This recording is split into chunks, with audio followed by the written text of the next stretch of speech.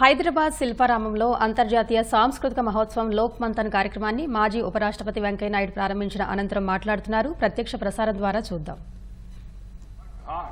Maintain discipline, have character, caliber, capacity and conduct. You will excel in your life. This is my advice.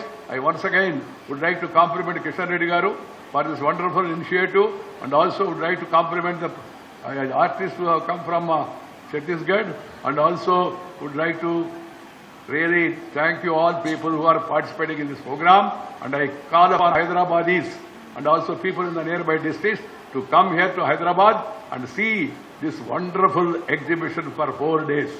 Wonderful. Loka Manthan.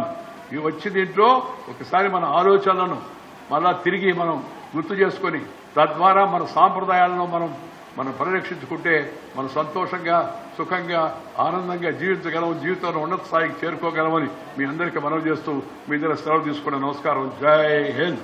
Bharat మాతాకి జై హో.